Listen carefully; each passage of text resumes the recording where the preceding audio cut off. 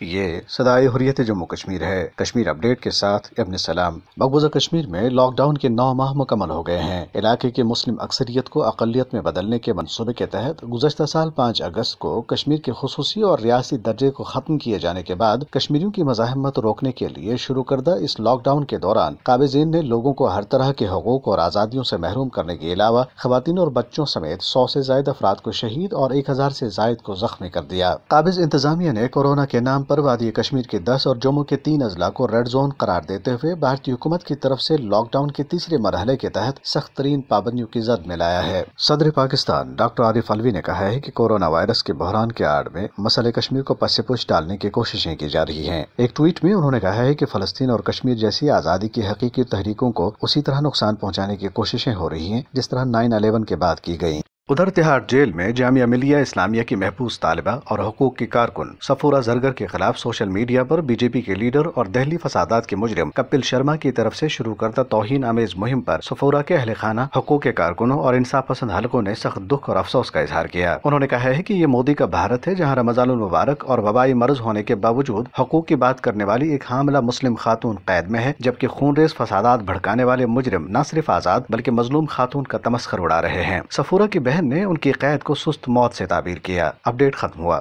توسیع پسندانہ عزائم کی حامل RSS حکومت نے ہندوتوا ایجنڈے کے نفاذ کے لیے نہ صرف کشمیریوں کو 9 ماہ سے محاصرے اور لاک ڈاؤن میں جکڑ رکھا ہے بلکہ کشمیریوں پر مسلط 10 لاکھ بھارتی فورسز، منظم نسل کشی، وحشیانہ تشدد، اندھادھند گرفتاریوں، مکانوں کی تباہی اور معاشی استحصال سمیت انسانیت کے خلاف سنگین جرائم کا ارتکاب کر رہی ہے۔ اس حوالے سے سنتے ہیں جموں کشمیر مسلم لیگ کے کنوینر اور حریت کانفرنس آزاد کشمیر شاخ کے رہنما اشتیاق حمید کی گفتگو۔ گزشتہ سال 5 اگست کو بھارتی حکومت نے اپنی ضد اور ہٹ درمی کی بنیاد پر یک طرفہ آرٹیکل 370 اور 35A کی منسوخی کے بعد کشمیر کی خصوصی حیثیت ختم کر کے کشمیر کو دلی سرکار کے ماتحت کر دیا۔ مسلسل لاک ڈاؤن اور مواصلاتی نظام پر پابندی لگا کر عوام پر ظلم تشدد سے کشمیریوں کی زندگیوں کو اجیرن بنا دیا گیا۔ اس فوجی محاصرے کو 9 ماہ مکمل ہو گئے اور بھارتی حکومت مقبوضہ جموں کشمیر کی مسلم اقلیتی شناخت کو تبدیل کر کے کشمیر کی شناخت چھیننے کی کوشش میں لگا ہوا ہے۔ حریت قائدین اور حریت کانفرنس عالمی برادری سے اپیل کرتی ہے کہ غیر قانونی مقاصد اور انتقامی طرز عمل کو فوری طور بند کر کے کشمیریوں کی زندگیوں کو بچانے کے لیے اقوام عالم اپنا رول ادا کرے۔